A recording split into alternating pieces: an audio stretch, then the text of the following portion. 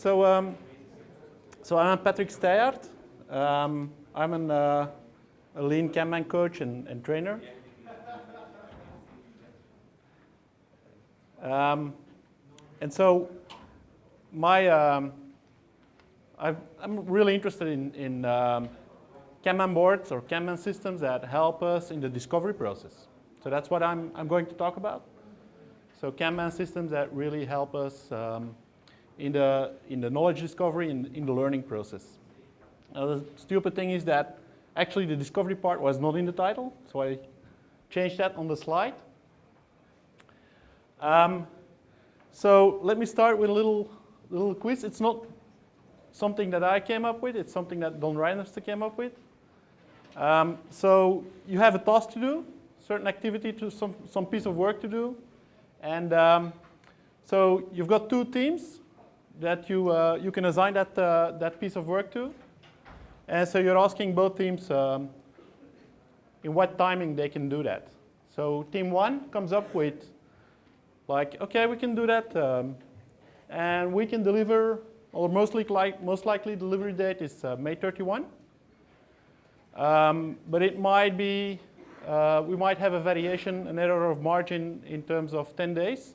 So that would mean that at best, we can deliver at, or at worst, we can deliver at April 10, right? Okay? So that's team one. Team two, it's got the same most likely delivery date, but they're taking a little bit more risk. So they have a margin of plus or minus 20 days. And so at best, or at worst, they can deliver at, on April 20. So which team would you assign this task to? Team one? Team two? So why team two? Somebody? It's more realistic. It's more realistic? Okay. They also have the department might deliver 20 days early. Sorry? They might also deliver 20 days early. They might deliver 20 days early. So if I tell you that the deadline is May 15, which team would you select? Team one? Yeah. So you would select team two, right? Yeah. You would select team two, yeah, because you have a chance that they actually deliver in time. Yeah. So the example is an example where variation, which we try to eliminate most of the time. In this case, variation is really a good thing. Yeah. So sometimes we can actually look at variation as a positive thing. Yeah. So Kanban has really advanced us in terms of moving into a direction where we're more resilient. Teams are more resilient. They can absorb variation a lot better.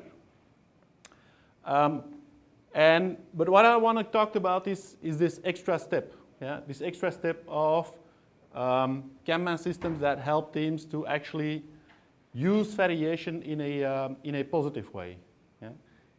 That you can leverage the uncertainty that comes with the variation. Okay?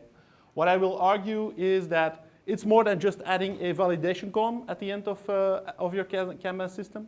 It's really talking about different types of Kanban systems. Yeah? So I make this distinction between delivery Kanban systems and discovery Kanban systems because it's really about the discovery process. Yeah? So it's really different things. Thriving on variation, think about like this airplane glider that actually uses turbulence, uses thermodynamics to thermal systems to get lift, right? To do something positive with it. Okay, so this is kind of what I'm going to talk about: pains and gains in projects, how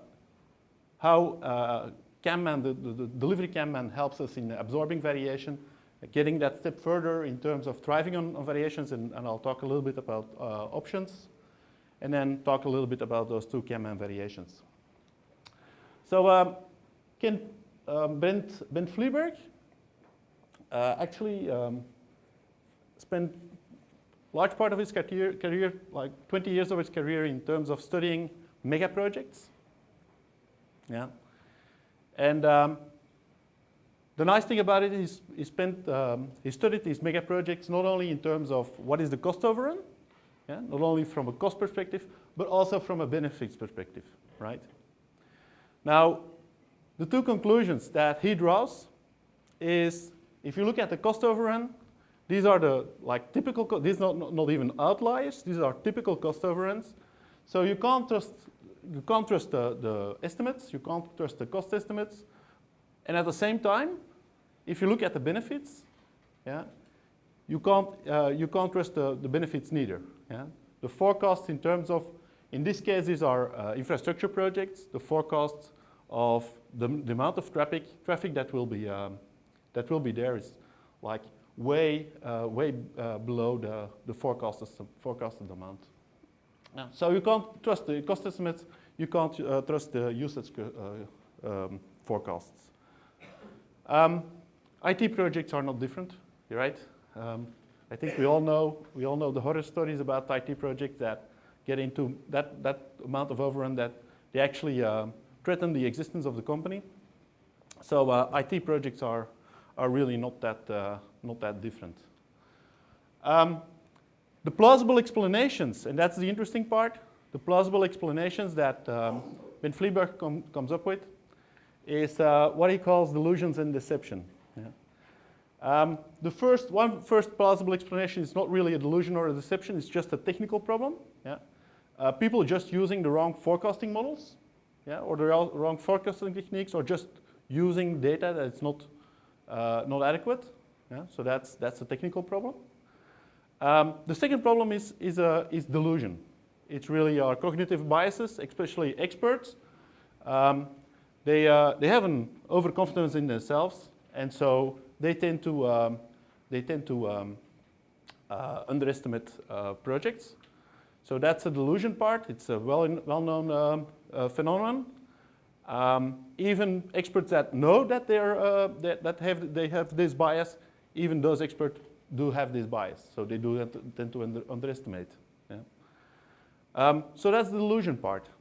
And then the deception part is obviously if you and I are competing for the same budget, yeah, I might be tempted to underplay the costs a little bit and yeah, exaggerate a little bit of the benefits, yeah, just to get the budget, right?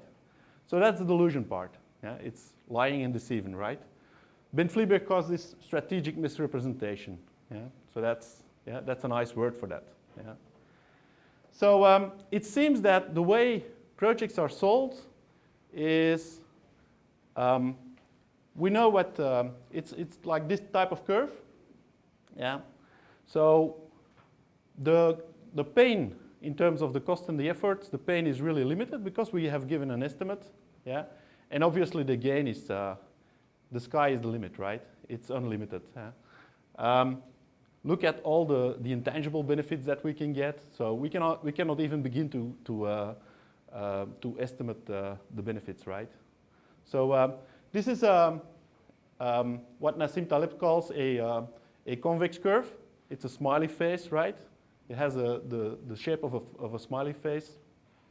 So that is how these projects tend to be solved, right? Now, reality check. In practice, how these projects are realized, it's exactly the opposite, right? Yeah. So the benefits are really limited. Yeah. There's a cap on the benefits because we don't have the feedback loops in there, yeah, to actually grow the benefits. So the benefits are limited, and obviously the pains are unlimitless, right? We can go into unlimited overrun, right? So this is what we call a concave curve. Yeah? It's a sad face. Yeah? So the reason why we have this phenomenon, yeah, is because of variation. Yeah? Variation in terms of complexity, types, the size of the project. Yeah? Every project is unique, and so there's lots of possibility for variation. There's lots of possibility for interruption, for disruption. Technological problems, environmental problems. So there's lots of opportunity for variation and disruption. And not only that, there's all types of feedback loops and feed-forward loops that act as amplifiers for that variation. So that actually amplify the variation. And finally, there's irreversibility and lock-in. In many cases, the engineers tell you afterwards, after the bridge has been built, if we had known that we only have that much traffic, we would have put in a cheaper bridge, right? But obviously, once the bridge is there, it's hard to go back, right? It's hard to go back. So there's irreversibility and lock-in.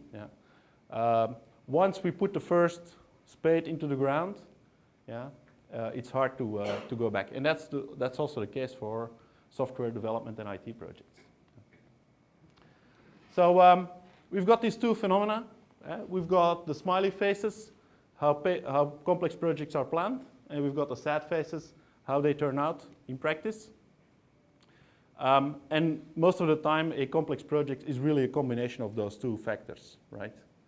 And our question now is, how can we increase our smiley faces, and how can we decrease, have less of those sad faces, right? So that's the question that we're about. So the first step is how can we have less of those sad faces? And I'm just going to reiterate that Kanban at its core is really helps to do that, and in terms of having more capability to absorb variation. And then we'll go on to the next step in terms of discovery Kanban. So Kanban systems help to improve your resilience. Well, at the core, a Kanban system is a system to balance the demand and with the capability, right? So that's the core of Kanban. Knowing that capability and demand are both very variable. So the Kanban system actually helps you to absorb that variability, and while balancing the capability and the demand. Just an example, Mike this morning talked about classes of service, right? Classes of service are an example of that. If we have some piece of work to do, and this is our impact curve in terms of cost or value. So this determines the impact in terms of over time.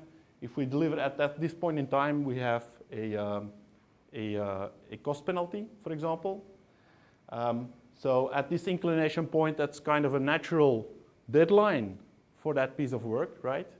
Because if we don't deliver at that before the inclination point, we incur a large impact. So expedite items that Mike talked about are those items that, if they arrive at just before this natural deadline, we need to drop everything and do it. It's our hard disk that crashed. If they arrive a little bit earlier, we can still manage the risk of delivering them without having to drop everything. So those are the fixed date items that Mike talked about. If they arrive a little bit earlier, they're the standard items. We can deliver them just in the standard way. And if they arrive much earlier, they might be important.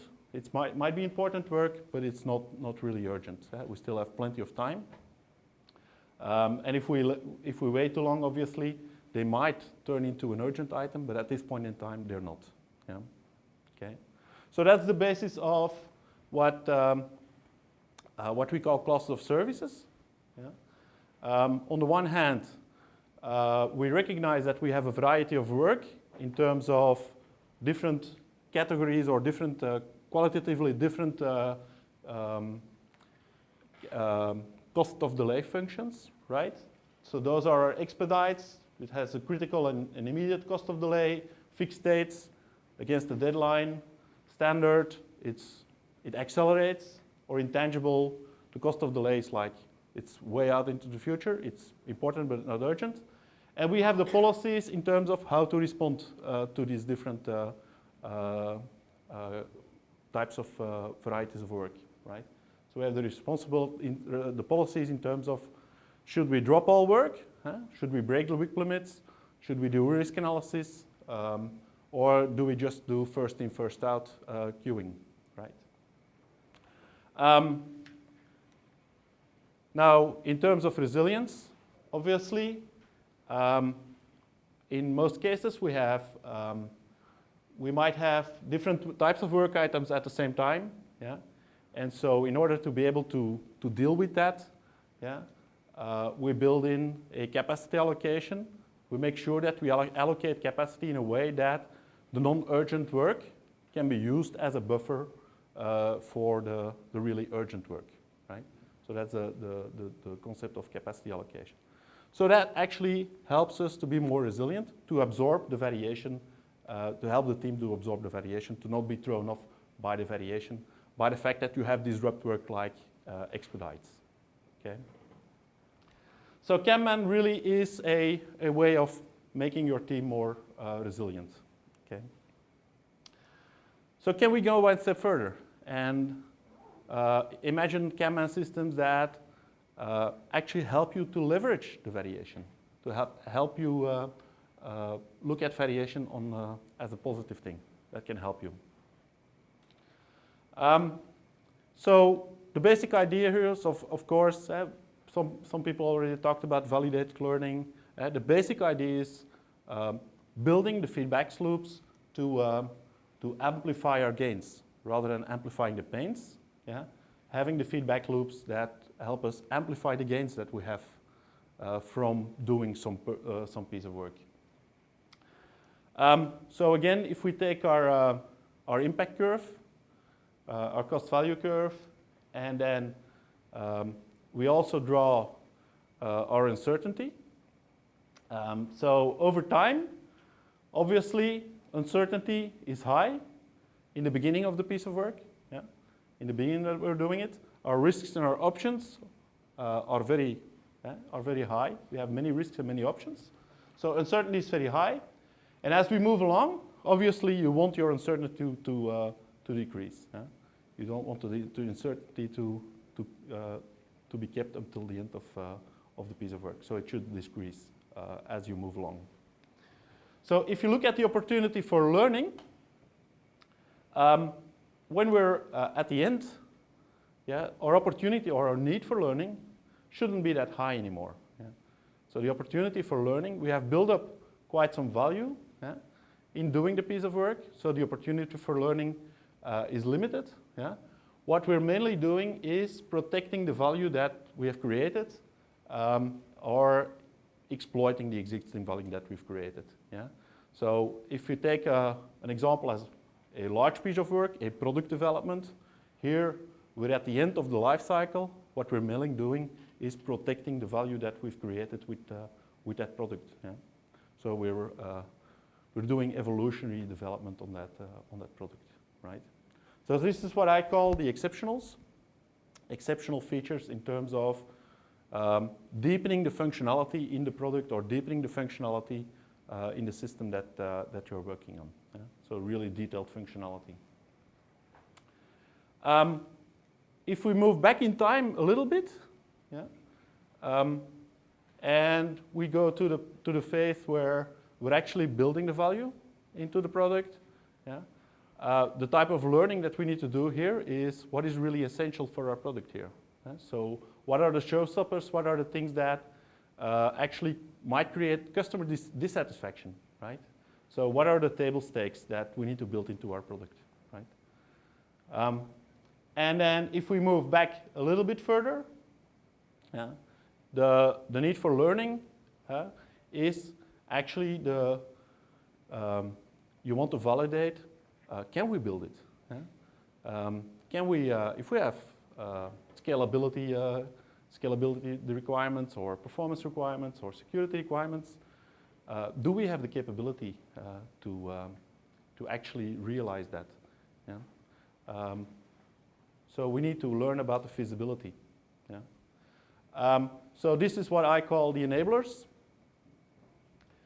And then obviously, before that, at the start, obviously what you want to learn is there a need? Yeah? Are there customers? Yeah? So this is what I call the probes. The basic idea here being that you don't commit early unless you know why you're doing something. Yeah?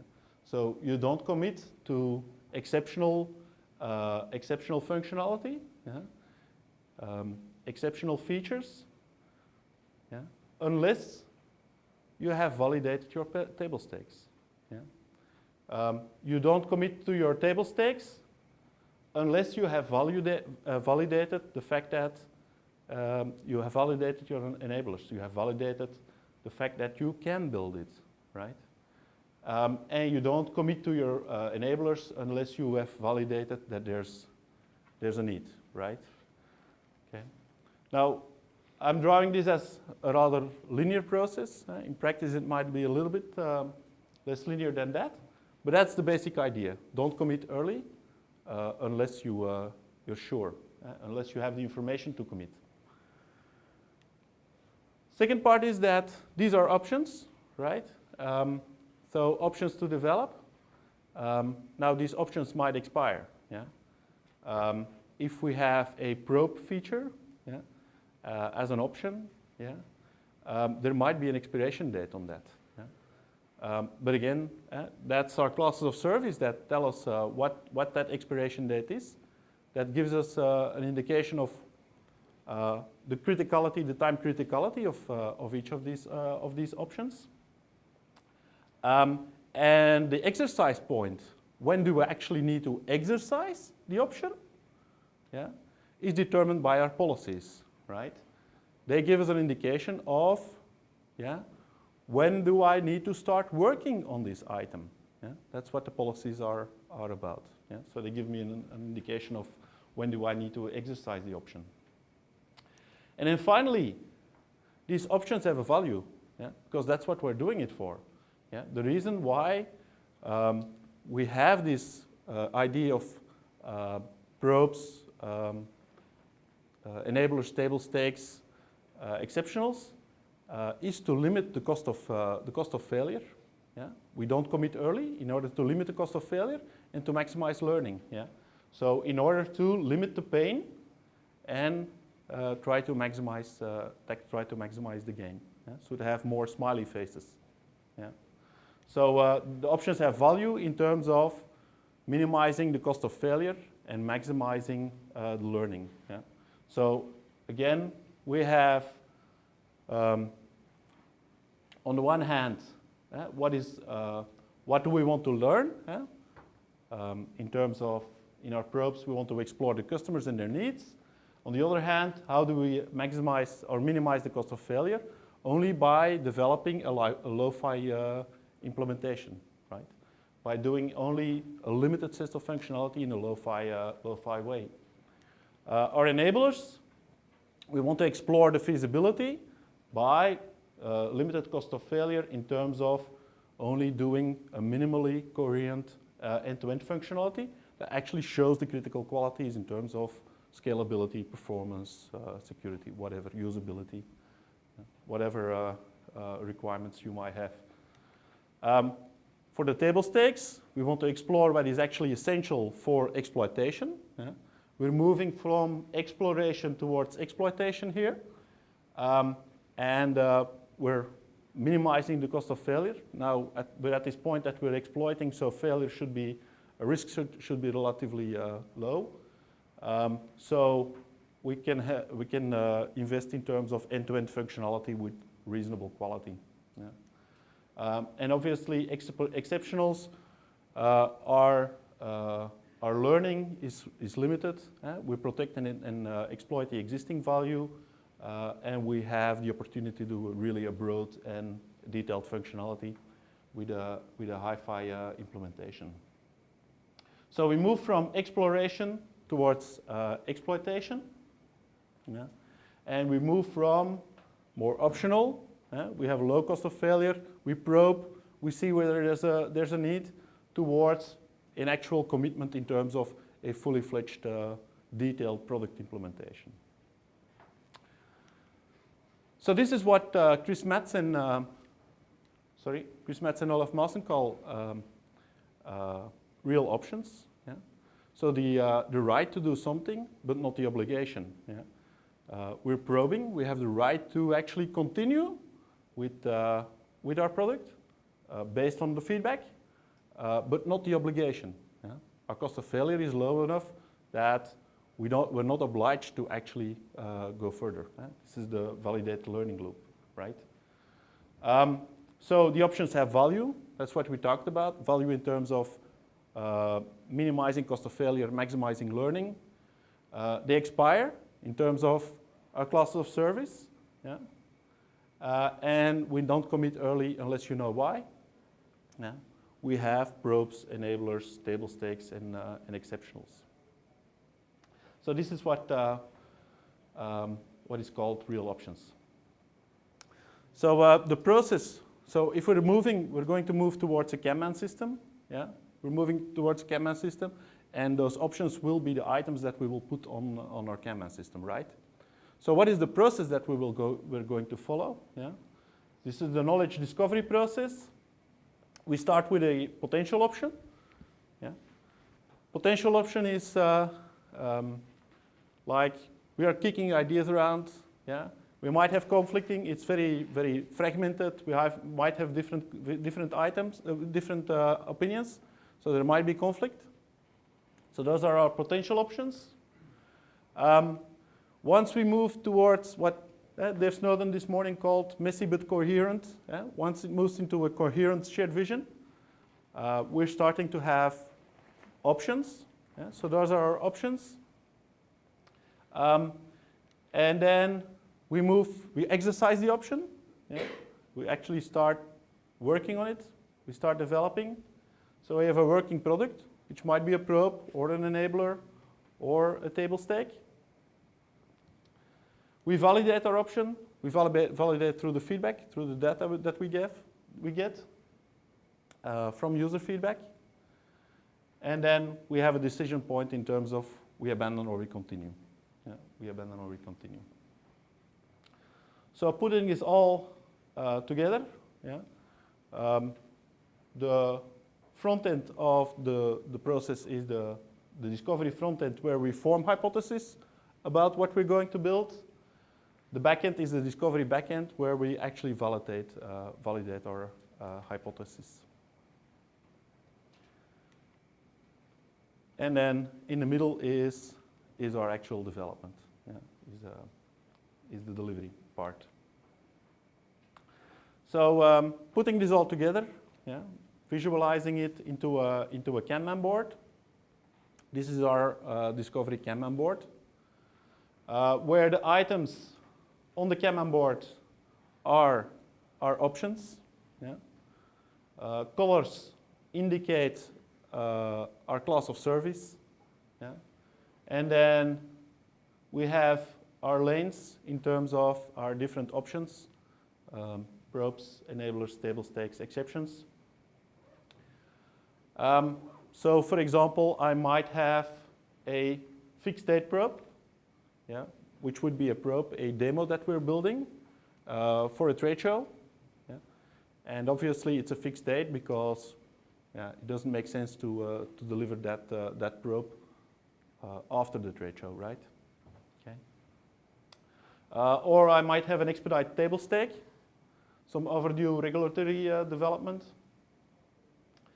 I might have a standard enabler. And then I might have an intangible probe, a probe that was built on in terms of it's intangible. So it might have been done on developer time, right? Okay. So it's important but not time critical. So obviously flow, to a certain extent, is mainly flow is from this way to the normal direction, right? But obviously also to a certain extent our flow is from the top to the bottom, right? We expect things to move from probing towards table stakes, towards exceptionals. Yeah. Although that is not very strict, because what our WIP limits do in this case is they express our exploration-exploitation balance, right? So if we have a lot of probes on our Kanban board, obviously we're doing a lot of exploration. Yeah? If we have only table stakes and exceptionals on our Kanban board, what we're doing is mainly exploitation. Yeah? If this Kanban board would be a Kanban board for a project, yeah, what we would expect is that at the beginning of the project, we have WIP limits that express mainly exploration. Yeah? And as we move into the project further on, our WIP limits are expressing essentially exploitation. So we would see our WIP limits evolving towards exploitation. Right? So the numbers here mean one probe, WIP limit, one probe, one enabler, 5 table stakes, and 2 exceptionals.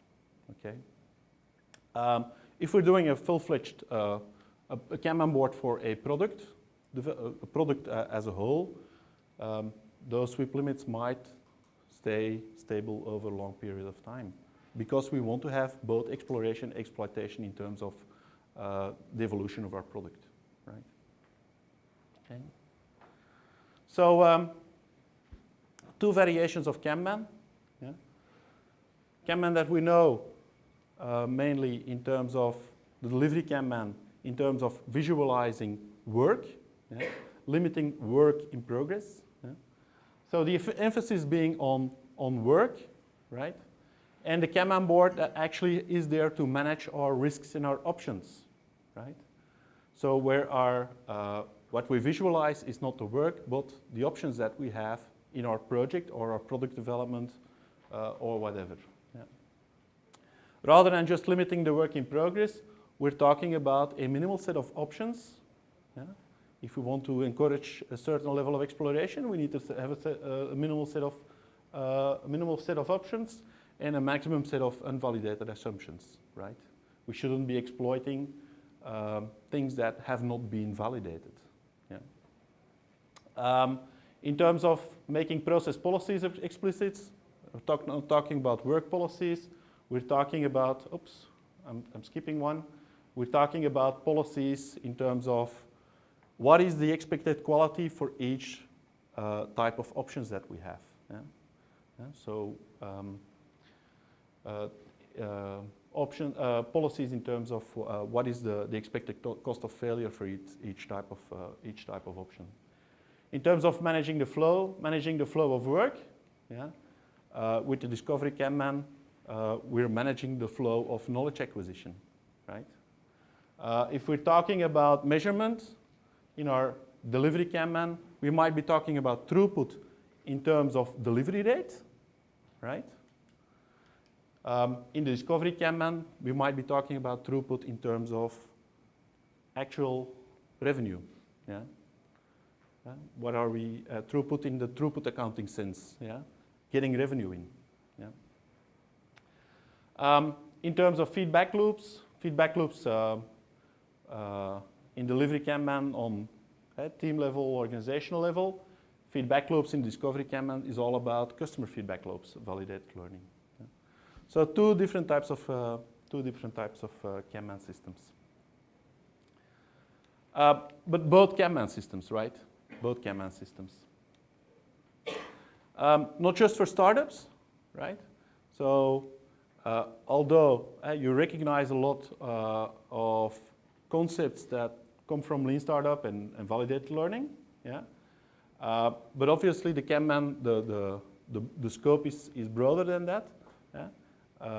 The scope includes product development also for mature products, business IT programs, business transformation, even lean agile coaching.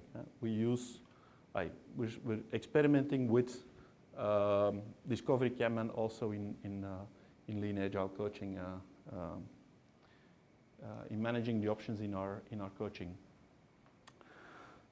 So to conclude, yeah, thriving under uncertainty. So not just looking at variation as something that we need to contain or absorb, but actually looking at variation as something that we need to leverage, or that we can leverage. And so we can extend Kanban. We need to go from delivery Kanban, where we look at work, to discovery Kanban, where we actually look at options and the entire knowledge discovery process. These are some references, some inspiration points for me. It's clear that what I've been presenting is like a mashup of a couple of ideas from these people. Thank you.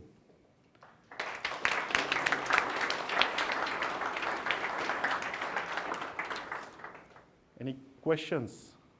I don't know where we are at the time. I have a question. So, what's the granularity at which you look at things as options with expiration dates and cost of success and cost of failure? Is the idea that you're saying that it could apply to each use case, for example, on the software? Is that the level of granularity that Yeah. So the level of granularity would be typically higher, a more coarse-grained than what you would typically find on a delivery Kanban. So it would be bigger than a user story, for example. It would be more on the level of features, whether they be minimal viable feature, MMFs. It would be on the level of features or epics. Yeah. So typically a little bit bigger. Yeah. And how complicated is like the modeling of those? I mean, expiration date, maybe that's kind of that's something that exists in the system, but cost of failure, for example. I mean, in our own company, we don't even have kind of in time we don't even have kind of business value per se. Yeah. So we let other drivers decide what we do. Kind of. But how complicated can we get for real to use such? So just to give an example, I did anticipate this. I did anticipate this. Are you familiar with story maps? Who's familiar with story maps? Yeah. So this would be the typical analysis that you do on a story map. So what the story map represents is your end-to-end functionality. So you can consider this as an end-to-end scenario through your system, right? With the big activities on top in terms of epics and your individual stories. Yeah. And so that gives you an end-to-end representation of your system, right? The type of analysis that you would do to come to your probes, enablers, table stakes, would be an analysis on your story map, right? So I'll come to you in a second. So probes would be like fragmented functionality in your story map, just the bits and pieces that you think are interesting to validate with your users. Yeah. The table stakes would be the enablers. Sorry, would be an end-to-end scenario through your system. Yeah. Very shallowly. Yeah. So only for each activity, only the really essential stories that you use to show your critical quality, right? Then the table stakes would be really the essential stories for each activity, and then obviously your exceptionals are the whistles and bells. So this would be the type of analysis that you would do in order to determine your enablers, your probes, your enablers, So it's a very practical technique. I just wanted to make the point that you don't need a sophisticated theoretical financial model these days, that you can very quickly recognise the type of, whether it's in those terms, or whether it's in the terms of the time sensitivity of the piece of work, and you slice and dice that way, and as long as that, and then you then align them to what's important, then you again reduce the problem and complexity still further. So it's good to get this stuff into our brains, but then we realise very quickly you can quickly recognise what these things are and risk management accordingly. I agree. No more questions? Okay, thank you.